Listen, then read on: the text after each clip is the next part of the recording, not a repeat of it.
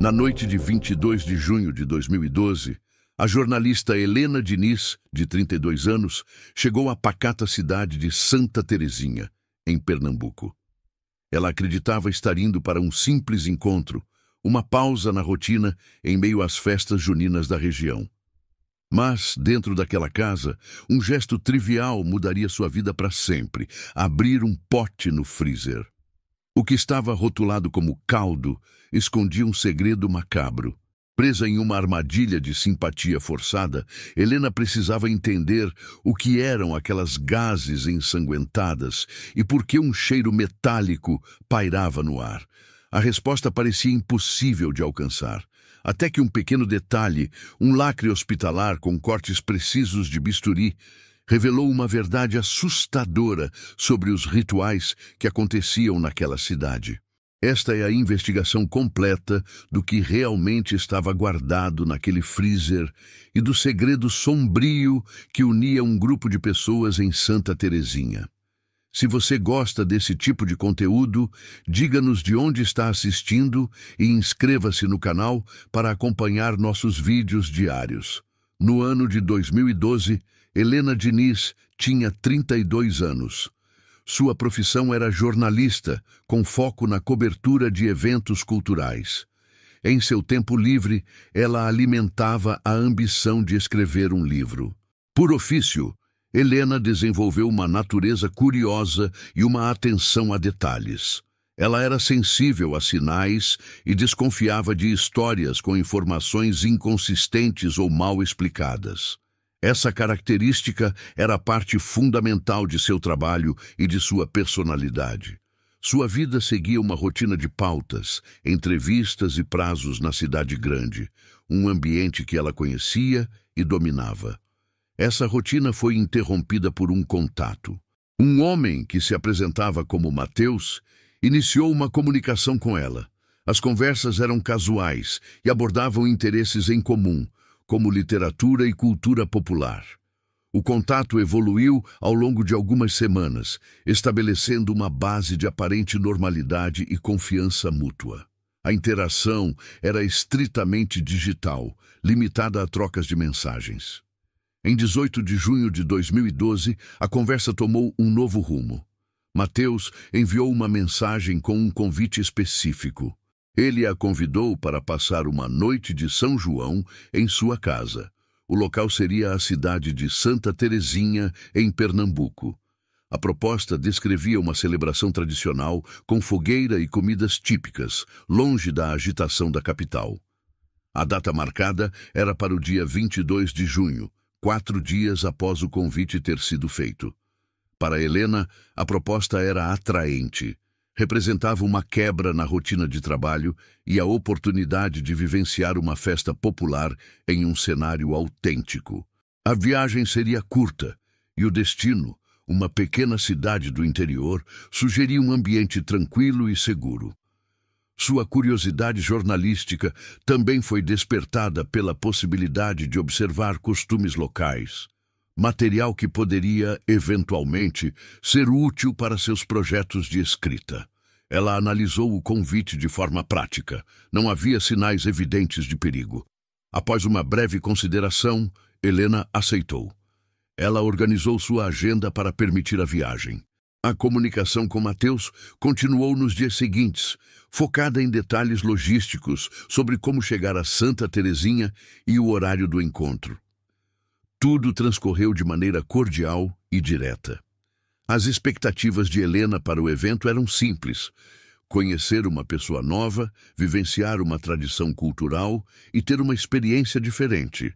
Ela se preparou para uma viagem ao interior, esperando encontrar a hospitalidade e a calma que são frequentemente associadas a cidades pequenas. O que ela não sabia era que a realidade daquele encontro seria drasticamente diferente de suas projeções. A viagem, que começou como uma promessa de uma noite agradável, se tornaria o ponto de partida para uma investigação criminal. O cenário dos eventos foi Santa Terezinha, um município localizado no sertão do estado de Pernambuco. O ano era 2012 e o mês, junho. Este período é marcado pelas tradicionais festas juninas, uma celebração de grande importância cultural e social para a região. A cidade, normalmente pacata, tinha sua rotina alterada pelas comemorações. Fogueiras eram acesas nas ruas ao anoitecer e a movimentação de moradores e visitantes era maior que o habitual. O cheiro de comidas típicas, como milho assado, era comum no ar. A atmosfera geral era a de uma pequena comunidade do interior engajada em suas tradições anuais. A vida em Santa Terezinha era caracterizada pela tranquilidade e pela proximidade entre os vizinhos. A casa onde o encontro entre Helena e Mateus aconteceria se encaixava nesse contexto. Era uma residência térrea, uma construção simples e sem andares superiores, comum na arquitetura local. Sua localização era precisa, próxima à igreja matriz, o principal ponto de referência religioso e geográfico do centro da cidade. Essa proximidade com o coração da vida comunitária conferia ao endereço uma aparência de total normalidade e segurança. Era um lugar visível, inserido na rotina diária da cidade, e não um local isolado. Este palco, de aparente paz e tradição, seria o local de uma descoberta inquietante. No dia 22 de junho de 2012, Helena Diniz chegou a Santa Terezinha. Eram 19 horas. Seu desembarque na Praça Central, próximo à Igreja Matriz, foi registrado por câmeras de segurança instaladas no local. A gravação se tornaria mais tarde uma peça de evidência para estabelecer a cronologia dos fatos. Conforme o combinado, ela se dirigiu à casa térrea onde Mateus a aguardava. Ele a recebeu na porta. A recepção foi simpática e cordial. Mateus se apresentou como um anfitrião atencioso, confirmando a impressão que Helena havia formado durante as trocas de mensagens. Não havia, naquele primeiro contato presencial, qualquer indício de comportamento suspeito ou fora do comum. A conversa inicial foi sobre a viagem dela e as festividades de São João que aconteciam na cidade. O interior da residência era simples. A disposição dos móveis era modesta e funcional. Nada no ambiente chamou a atenção de Helena de forma negativa. O cenário era compatível com o de uma casa comum em uma cidade do interior. Mateus ofereceu a ela algo para beber e a convidou a se sentar. A interação seguia o roteiro esperado para um primeiro encontro, com uma conversa leve e sem aprofundamento em temas pessoais. A primeira impressão era de completa normalidade. Nenhum sinal de alerta foi percebido por Helena naquele momento. Tudo indicava que a noite seria tranquila, conforme o convite prometia. A conversa continuou por aproximadamente 30 minutos. O relógio marcava 19h30 quando Mateus se levantou e se dirigiu à cozinha. Ele ofereceu a Helena algo para comer, mencionando que tinha um caldo preparado. Helena o acompanhou. A cozinha era pequena e funcional. Em um dos cantos havia um freezer horizontal de cor branca. O aparelho era de um modelo comum, sem características que chamassem a atenção. Mateus abriu a tampa do freezer. Dentro havia diversos recipientes congelados, a maioria em embalagens plásticas. Ele indicou um pote específico. Era um recipiente de plástico branco, similar aos usados para armazenar alimentos. Uma etiqueta de papel estava colada em sua tampa. Na etiqueta, a palavra caldo estava escrita à mão, com caneta azul. Ele pediu que Helena pegasse o pote enquanto ele buscava um prato no armário. A ação era trivial, parte de uma rotina doméstica normal. Helena segurou o pote gelado e retirou a tampa de pressão. O conteúdo exposto não era um alimento. A expectativa de encontrar um caldo congelado foi imediatamente quebrada pela visão do que estava dentro. O recipiente continha várias unidades de gaze, de tamanho pequeno e dobradas em quadrados. As gases estavam manchadas por uma substância de cor vermelha escura, consistente com sangue.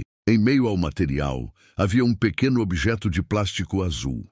Era um lacre de identificação, do tipo utilizado em ambientes hospitalares para pulseiras de pacientes ou equipamentos. O lacre havia sido cortado de forma precisa. No momento em que o pote foi aberto, um odor forte foi liberado. Era um cheiro metálico e penetrante, característico de sangue. O cheiro confirmava a natureza do material contido nas gases. Helena sentiu uma reação física imediata ao choque da descoberta. A respiração se tornou difícil. A realidade do que via e sentia era inegável e contradizia completamente a normalidade da situação. Mateus percebeu a mudança na expressão de Helena. Ele se aproximou e olhou para o pote aberto. De forma imediata, ofereceu uma explicação. Ele disse: "É para curativo de PET." A justificativa foi apresentada em um tom casual, como se o conteúdo fosse algo corriqueiro e sem importância. Ele tentou normalizar a presença de material ensanguentado e de um lacre hospitalar no freezer de sua cozinha. A explicação, no entanto, não era compatível com as evidências. A mente de Helena, treinada para analisar fatos, processou a informação rapidamente. O odor era intenso demais para um simples ferimento animal. A presença de um lacre hospitalar era um elemento completamente deslocado de um procedimento veterinário doméstico. A discrepância entre a justificativa verbal de Mateus e o conteúdo físico do pote era clara e alarmante. Naquele instante, a percepção de Helena sobre o encontro e sobre seu anfitrião mudou de forma definitiva. A sensação de segurança desapareceu, substituída por um estado de alerta e medo. O choque foi físico e imediato. Helena sentiu o ar faltar em seus pulmões, uma reação involuntária à visão e ao cheiro que vinham do pote. A desculpa de Mateus sobre o curativo para um animal de estimação ecoou em sua mente, mas foi instantaneamente descartada. Como jornalista, seu cérebro estava treinado para conectar fatos e identificar inconsistências. O lacre era hospitalar, não veterinário. O volume de sangue parecia excessivo. A explicação não era lógica. Nesse momento, o instinto de sobrevivência superou a curiosidade profissional. Ela compreendeu que estava em uma situação perigosa. A prioridade absoluta era sair daquela casa de forma segura e rápida, sem levantar suspeitas. Qualquer demonstração de pânico ou confronto direto poderia agravar o risco. Ela precisava de um pretexto plausível para deixar o local imediatamente. Sua mente trabalhou de forma acelerada. Ela se lembrou das festas juninas que aconteciam na cidade, o motivo original de sua visita. A fogueira na Praça Central, perto da Igreja Matriz, era o evento principal da noite. Essa celebração pública se tornou a peça central de seu plano de fuga. Usando sua própria profissão como disfarce, ela poderia criar uma desculpa crível. Helena fechou o pote de plástico e o colocou de volta no freezer. Ela se moveu de forma deliberada e calma, controlando o tremor em suas mãos. Virou-se para Mateus e forçou uma expressão de normalidade. Ela disse que havia se lembrado de um compromisso profissional. Afirmou que precisava ir à praça para fazer algumas anotações e fotos da fogueira principal para uma matéria sobre festas tradicionais. A justificativa era sólida, era perfeitamente razoável que uma jornalista de cultura aproveitasse a oportunidade para registrar um evento local. Ela acrescentou que seria rápido e que voltaria em breve, uma mentira calculada para evitar que ele tentasse impedi-la ou acompanhá-la. A estratégia era dissimular o medo e projetar a imagem de uma profissional focada em seu trabalho. Cada segundo daquela interação era tenso. Ela observava a reação dele, pronta para adaptar seu plano se ele demonstrasse desconfiança. Ele, por sua vez, pareceu aceitar a explicação. Helena então se dirigiu à sala para pegar sua bolsa e seu celular. Seus movimentos eram contidos, evitando qualquer sinal de pressa que pudesse denunciar sua real intenção. Ela agradeceu pela recepção e reforçou a promessa de que não demoraria. Caminhou até a porta da frente, abriu-a e saiu para a rua. Apenas quando a porta se fechou atrás dela, permitiu-se respirar fundo. Ela não olhou para trás. Seu único objetivo era se afastar da casa e encontrar um local seguro para pedir ajuda. Ao sair da casa, Helena não correu. Ela caminhou em passos rápidos e firmes, afastando-se da residência em direção à praça central. A fogueira e a movimentação de pessoas ofereciam uma segurança anônima. Ela precisava de um local onde pudesse fazer uma ligação sem ser observada diretamente por quem passava, mas que ainda fosse público. Encontrou um ponto mais afastado do centro da festa, perto de um banco de concreto. Às 20h15, ela discou o número da polícia. A ligação foi registrada oficialmente. Quando um atendente respondeu, Helena se identificou e informou sua localização exata na praça de Santa Terezinha. Sua voz era tensa, mas o relato foi claro e objetivo, uma consequência de seu treinamento como jornalista. Ela descreveu o que havia acabado de presenciar. Helena detalhou o endereço da casa de onde saíra. Explicou que dentro do freezer da cozinha havia um pote de plástico rotulado como caldo. Descreveu o conteúdo com precisão. Múltiplas gases pequenas, visivelmente manchadas de sangue e um lacre de identificação hospitalar que havia sido cortado. Ela enfatizou a anormalidade dos itens e a explicação inconsistente que lhe foi dada por Mateus. A chamada foi recebida na delegacia local. O responsável pelo plantão naquela noite era o sargento Érico. Ele ouviu o relato de Helena com atenção. Inicialmente, a história poderia parecer estranha, mas a combinação dos elementos descritos ativou um protocolo de alerta. A menção a material hospitalar e sangue humano foi o ponto decisivo que elevou a denúncia a um nível de alta prioridade. Não se tratava de uma disputa doméstica comum. O sargento registrou as informações essenciais: o endereço da casa, a descrição do conteúdo do pote e uma descrição física básica de Mateus, fornecida por Helena. Ele a instruiu a permanecer em um local público e visível na praça, garantindo que não retornasse à residência sob nenhuma hipótese. A segurança dela era a primeira preocupação. Imediatamente após encerrar a chamada, Sargento Érico iniciou a mobilização de uma viatura para se dirigir ao endereço fornecido. Ele compreendeu a urgência da situação e a necessidade de agir antes que qualquer evidência pudesse ser destruída. A denúncia estava formalizada. A ação policial havia começado. A equipe liderada pelo sargento Érico chegou ao endereço minutos após a ligação de Helena. A viatura policial parou a uma distância discreta da casa térrea, perto da igreja matriz. A movimentação da festa de São João na praça próxima serviu como cobertura sonora, permitindo uma abordagem sem alarde. Os policiais se posicionaram e caminharam até a porta da frente da residência. Sargento Érico bateu à porta. Após um breve momento, Mateus atendeu. Ele demonstrou surpresa ao ver os oficiais. O sargento se identificou e informou o motivo da visita: o recebimento de uma denúncia grave que exigia verificação imediata. A autoridade da polícia e a seriedade da comunicação não deixaram espaço para objeções. Mateus foi instruído a permitir a entrada da equipe para uma averiguação. Os policiais entraram na casa. O objetivo era claro e direto: a cozinha. Seguindo as indicações precisas do relato de Helena, eles se dirigiram ao freezer branco. Sargento Érico abriu o aparelho. Dentro, entre outros itens congelados, estava o pote de plástico branco com a etiqueta caldo. O recipiente foi manuseado com cuidado para preservar possíveis impressões digitais. Ao abrir o pote, o conteúdo confirmou integralmente a denúncia.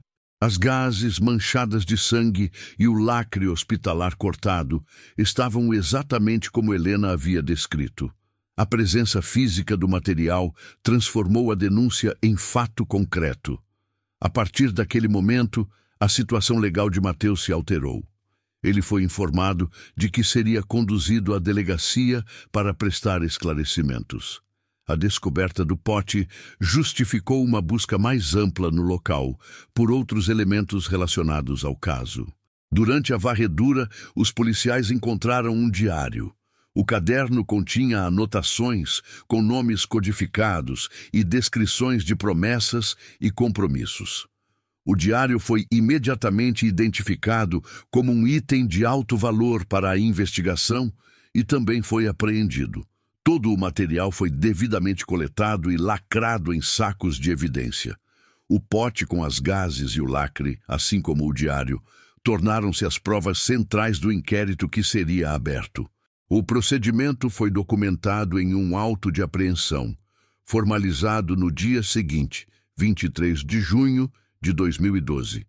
O relato de uma testemunha havia se convertido em uma investigação criminal formal, sustentada por evidências físicas apreendidas na cena do crime. O material apreendido na casa de Mateus foi encaminhado para a análise forense. O pote de plástico, as gases e o lacre hospitalar se tornaram o foco de uma investigação científica que buscaria respostas concretas. A responsabilidade pela perícia ficou a cargo da perita Camargo, do Instituto de Criminalística. Seu trabalho era traduzir os elementos físicos em fatos para o inquérito. O primeiro passo foi examinar as gases. Testes preliminares confirmaram de imediato que a substância escura era sangue. A análise seguinte determinou sua origem. O resultado foi inequívoco. O sangue era humano. Esta descoberta inicial invalidou por completo a explicação de Mateus sobre um curativo para animal de estimação. A investigação prosseguiu para determinar o tipo sanguíneo, que foi identificado como AB, um dos tipos mais raros na população. A análise química do material revelou mais um detalhe crucial. As fibras das gases continham um resíduo de clorexidina. Trata-se de um antisséptico de amplo espectro, comumente utilizado em ambientes hospitalares para a desinfecção da pele antes de procedimentos médicos ou cirúrgicos. A presença dessa substância indicava que a área de onde o sangue foi coletado havia sido limpa com um produto de uso clínico, sugerindo um ato deliberado e preparado, não um ferimento acidental. Em seguida, a atenção da perita se voltou para o lacre de plástico azul. O objeto foi identificado como parte de uma pulseira de identificação hospitalar, usada para pacientes. O ponto de maior interesse era a forma como ele havia sido cortado. O exame foi feito com um microscópio de alta potência. A borda do corte não era irregular, como seria esperado de uma tesoura comum ou de um rasgo. Pelo contrário, ela exibia microcortes simétricos e extremamente precisos. As marcas eram consistentes com o uso de uma lâmina de bisturi número 11. Essa é uma ferramenta cirúrgica específica, projetada para incisões delicadas e precisas. A escolha desse instrumento para cortar um simples lacre de plástico era incomum e indicava acesso a material cirúrgico, além de uma familiaridade com seu manuseio. O laudo pericial elaborado por Camargo era conclusivo e transformou a natureza do caso. O conjunto de evidências apontava para um cenário controlado e metódico. O sangue era humano, tipo AB. Ele foi coletado de uma área previamente desinfetada com um antisséptico cirúrgico. O lacre hospitalar, um item de acesso restrito, foi cortado com um instrumento cirúrgico. Cada peça da análise científica contradizia a narrativa de um simples incidente doméstico. A ciência havia desmentido a desculpa de Mateus e revelado a natureza sinistra do conteúdo guardado no freezer. A investigação policial não se limitou às evidências físicas encontradas no freezer. Para entender o contexto dos fatos, os investigadores começaram a apurar o ambiente social de Santa Terezinha. O depoimento de uma vizinha de Mateus, Dona Marta, trouxe um novo elemento. Ela relatou à polícia ter notado uma movimentação incomum na casa do suspeito ao longo dos últimos meses. Segundo seu testemunho, mulheres visitavam a residência tarde da noite, em horários que não eram consistentes com visitas sociais comuns. As visitas eram rápidas e as mulheres, segundo a observação da vizinha, pareciam sair do local de forma apressada e discreta. Outra linha de apuração levou os investigadores ao padre Anselmo, pároco da Igreja Matriz. Em seu depoimento oficial, o padre confirmou ter recebido confissões que descreviam situações de coação e manipulação na cidade. Sem quebrar o sigilo sacramental, ele informou que os relatos envolviam promessas e rituais que deixavam os participantes com medo. Ele afirmou ter orientado algumas pessoas a procurarem as autoridades, mas o temor de represálias e a vergonha impediam que as denúncias fossem formalizadas. Os relatos de Dona Marta e do padre Anselmo se conectavam a um contexto mais amplo. Boatos sobre promessas pagas já circulavam em Santa Terezinha, especialmente durante a época das festas. Essas histórias, antes tratadas como folclore local ou simples fofocas, ganharam uma nova credibilidade diante das evidências. Falava-se de rituais para garantir favores amorosos ou financeiros, nos quais algo de valor pessoal precisava ser oferecido como garantia. Para a polícia, as peças começaram a se encaixar. As visitas noturnas, os relatos de coação e os boatos sobre promessas formavam um padrão. O conteúdo do pote encontrado por Helena Diniz não parecia mais ser um ato isolado de um único indivíduo. Ele parecia ser a prova física de uma prática secreta que até então existia apenas nos sussurros da cidade. A investigação agora tinha um novo foco: descobrir a origem daquele material e o verdadeiro propósito por trás de sua coleta. O diário apreendido na residência se tornou a peça central para decifrar o caso. Suas páginas continham uma lista de nomes codificados. Ao lado de cada código, havia anotações sobre promessas e compromissos. A análise dessas anotações, cruzada com os depoimentos e os boatos que circulavam na cidade, permitiu aos investigadores chegar a uma conclusão. Mateus não agia sozinho. A investigação revelou que ele era parte de um grupo secreto que operava em Santa Terezinha. O objetivo deste grupo era a realização de rituais específicos. O diário funcionava como um registro das atividades e dos participantes.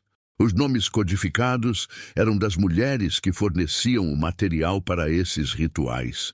O propósito da coleta de sangue e outros materiais biológicos foi finalmente esclarecido. O grupo acreditava que fragmentos de pele e sangue de mulheres poderiam ser usados para selar compromissos ou pactos. Esses compromissos, segundo as anotações, variavam de natureza, envolvendo questões financeiras, amorosas ou de poder pessoal. O material biológico era o elemento central desses rituais, considerado um selo físico e simbólico para as promessas feitas. As gases encontradas no pote por Helena Diniz eram evidências diretas dessa prática. Elas provinham de mulheres que haviam sido coagidas a participar.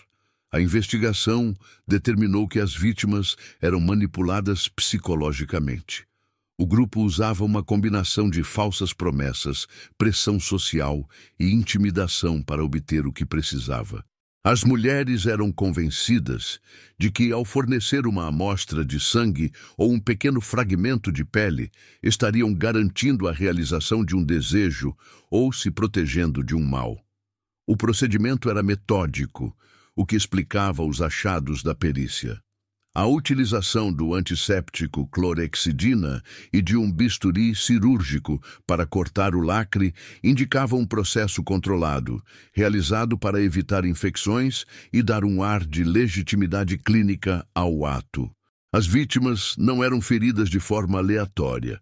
A coleta era feita de maneira precisa, em pequenas quantidades, para ser facilmente ocultada. O conteúdo do pote não era um troféu, mas sim um insumo, material de trabalho para os rituais do grupo. A reviravolta no caso foi completa.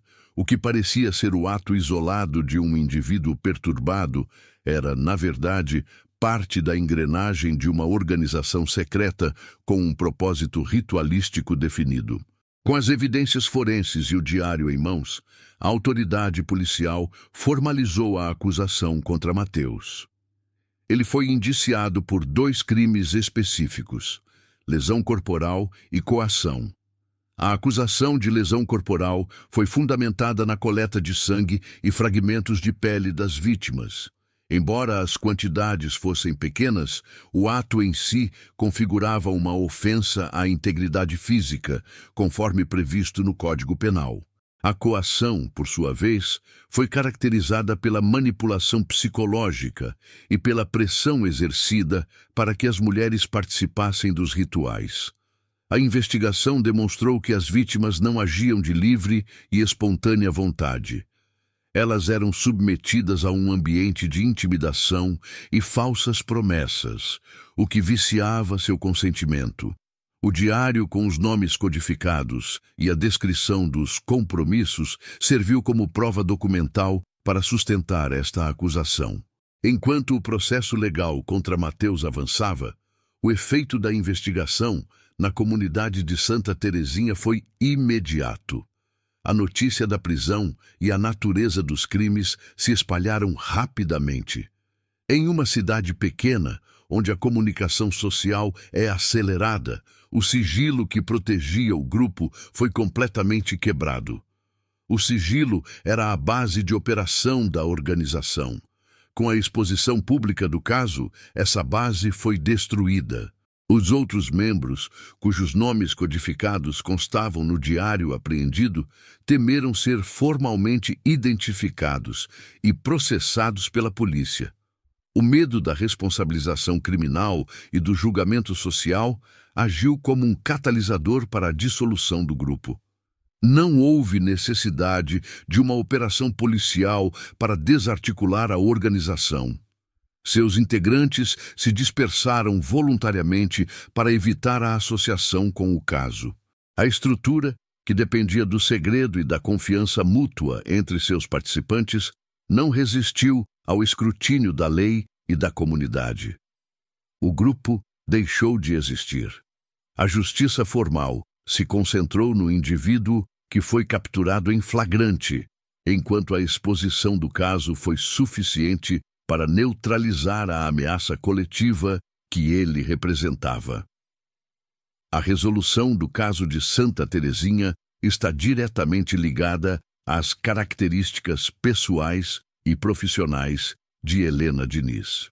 Sua sobrevivência e a subsequente desarticulação do grupo não foram resultado do acaso, mas sim de uma combinação de treinamento profissional e intuição aguçada. Como jornalista, ela estava habituada a analisar informações e a identificar inconsistências. Essa habilidade, exercitada diariamente em seu trabalho, foi ativada no momento em que abriu o pote no freezer. A explicação de Mateus sobre o conteúdo do recipiente foi, para ela, uma narrativa falha. Os elementos não se conectavam de forma lógica. Um lacre de identificação hospitalar, o odor característico de sangue humano e gases preparadas não correspondiam a um simples curativo para um animal de estimação. Sua mente, treinada para questionar, processou essas incongruências em segundos. A história era mal contada e sua desconfiança inata foi imediatamente acionada. Sua sensibilidade a sinais, uma característica descrita como parte de sua personalidade, transformou a desconfiança em um estado de alerta imediato. Ela não ignorou a sensação de perigo. Em vez disso, agiu sobre ela. O plano de fuga não foi um ato de pânico, mas uma estratégia calculada. Ela utilizou sua própria profissão como pretexto. A desculpa de precisar cobrir a fogueira da praça para uma matéria era crível e coerente com sua identidade de jornalista cultural, o que reduziu a chance de levantar suspeitas. A comunicação com a polícia também refletiu seu treinamento. O relato feito ao sargento Érico foi objetivo, detalhado e focado nos fatos observáveis: o pote, as gases, o lacre e o endereço. Ela não se concentrou em suas emoções, mas sim nas evidências que havia presenciado. Essa precisão na comunicação foi fundamental para que a denúncia fosse tratada com a devida urgência e seriedade, levando à rápida mobilização da viatura e à apreensão das provas. O caso demonstra que a curiosidade, quando aliada à análise crítica, deixa de ser apenas um traço de personalidade ou uma ferramenta de trabalho. Em situações de risco extremo, ela se converte em um mecanismo de defesa essencial. A mesma curiosidade que levou Helena a Santa Terezinha em busca de uma experiência cultural foi a que garantiu sua sobrevivência e expôs uma rede de atividades criminosas que operava sob o véu da normalidade de uma pequena cidade do interior. A prisão de Mateus e a revelação do grupo ritualístico causaram um impacto profundo em Santa Terezinha. A notícia se espalhou com rapidez. A tranquilidade da cidade, que vivia o ritmo das festas juninas, foi interrompida por uma realidade que poucos poderiam imaginar. O caso não foi tratado como um incidente isolado, mas como um sintoma de um problema oculto. O choque inicial entre os moradores deu lugar a um sentimento de cobrança. A população exigiu das autoridades uma investigação completa e transparente. Havia o temor de que outros membros do grupo ainda estivessem ativos ou de que práticas semelhantes pudessem ocorrer novamente. A comunidade, antes caracterizada pela confiança mútua, passou a conviver com a desconfiança. As visitas noturnas, que antes poderiam passar despercebidas, tornaram-se motivo de atenção. Este clima de insegurança, no entanto, não resultou em paralisia. Pelo contrário, gerou uma resposta organizada. O caso de Helena Diniz não foi esquecido após a dispersão do grupo. Ele se tornou o catalisador para uma série de ações preventivas com o objetivo de educar e proteger a comunidade. As rádios locais de Santa Terezinha e da região sertaneja assumiram um papel central nessa mobilização. Foram criadas campanhas de utilidade pública. As mensagens eram diretas e informativas, seguindo um tom de alerta. Elas eram transmitidas em horários de grande audiência, entre os programas de música regional e os noticiários. O foco principal era alertar a população sobre os perigos de encontros arranjados com pessoas pouco conhecidas, especialmente aqueles iniciados por meio de contatos digitais, como no caso de Helena. Os locutores explicavam de forma clara como identificar sinais de coação e manipulação psicológica. Usavam o caso real, agora de conhecimento público, como um exemplo prático. Aconselhavam os ouvintes a confiarem em sua intuição e a desconfiarem de histórias inconsistentes ou de pedidos que parecessem estranhos. Enfatizavam a importância de informar a familiares ou amigos sobre seus planos ao encontrar alguém pela primeira vez, incluindo o local e o horário do encontro. As campanhas também se dirigiam especificamente às mulheres, instruindo-as a reconhecer situações de pressão e a não cederem a pedidos que violassem sua integridade física ou emocional, mesmo que fossem apresentados sob o pretexto de promessas ou pactos. O caso do pote de caldo serviu como uma lição objetiva sobre como aparências podem ser enganosas. A expressão pote de caldo adquiriu um novo significado na cidade. Tornou-se um código local para segredos perigosos e para a ideia de que o mal pode se esconder em recipientes de aparência inofensiva.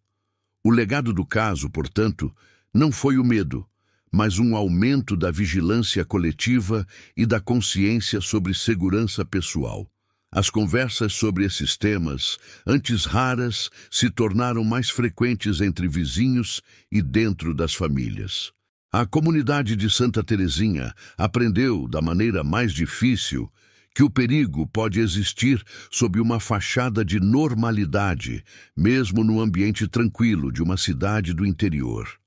A mobilização que se seguiu ao evento transformou o choque em uma ferramenta de proteção para o futuro.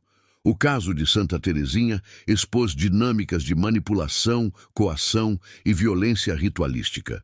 Estes temas, embora pareçam distantes da vida cotidiana, operam sob lógicas específicas que a investigação ajudou a esclarecer. O grupo secreto não dependia de isolamento geográfico para funcionar. Pelo contrário, sua existência se dava em meio à rotina de uma cidade pequena, protegida pela aparência de normalidade. A manipulação era a principal ferramenta utilizada. As vítimas eram atraídas por promessas que visavam suas vulnerabilidades, fossem elas financeiras, emocionais ou sociais. A estrutura do grupo criava um ambiente de dependência, onde a participação nos rituais era apresentada como a única solução para os problemas dos indivíduos. A coação não era exercida através de violência física explícita, mas sim por uma pressão psicológica contínua e pela criação de um pacto de silêncio. A violência ritualística, por sua vez, era o componente físico dessas práticas. A coleta de sangue e fragmentos de pele não era um ato aleatório. Tinha um propósito definido dentro do sistema de crenças do grupo. Para eles, o material biológico era um símbolo de poder e um selo para os compromissos registrados no diário. O uso de antissépticos e instrumentos precisos, como o bisturi, demonstra a natureza metódica e deliberada dos atos, afastando-os de um impulso descontrolado. Era uma violência fria, calculada e com um objetivo claro. O caso ilustra como a fachada de uma vida comum pode ocultar estruturas complexas e perigosas. A casa de Mateus, localizada em uma rua tranquila e próxima ao centro da vida comunitária, era o palco de uma operação que violava a integridade física e psicológica de suas vítimas. O pote no freezer era um objeto doméstico com um rótulo simples. Seu conteúdo, no entanto, revelou uma realidade oculta. Isso levanta uma questão fundamental sobre as aparências e os segredos guardados por trás de portas fechadas. Que caldos são guardados em freezers de segredos? A história de Helena Diniz em Santa Teresinha resume-se em uma cadeia de eventos precisos. Uma viagem motivada pela curiosidade, uma descoberta perturbadora em um freezer e uma denúncia que desarticulou uma rede criminosa que operava sob uma fachada de normalidade. O que estava rotulado como caldo era, na verdade, a evidência de um esquema que envolvia a coleta de material biológico humano para rituais de coação. A ação de Helena, baseada em seu treinamento como jornalista e em sua capacidade de análise, foi o ponto de partida para a intervenção policial. O resultado foi a exposição de um grupo que agia secretamente na pequena cidade do interior e o indiciamento de seu principal articulador. O caso demonstrou como a observação atenta aos fatos pode ser a ferramenta decisiva para a sobrevivência e para a aplicação da justiça. Se você gostou deste episódio de Crimes Não Contados, diga-nos de onde está assistindo nos comentários e não se esqueça de se inscrever no canal para acompanhar nosso conteúdo.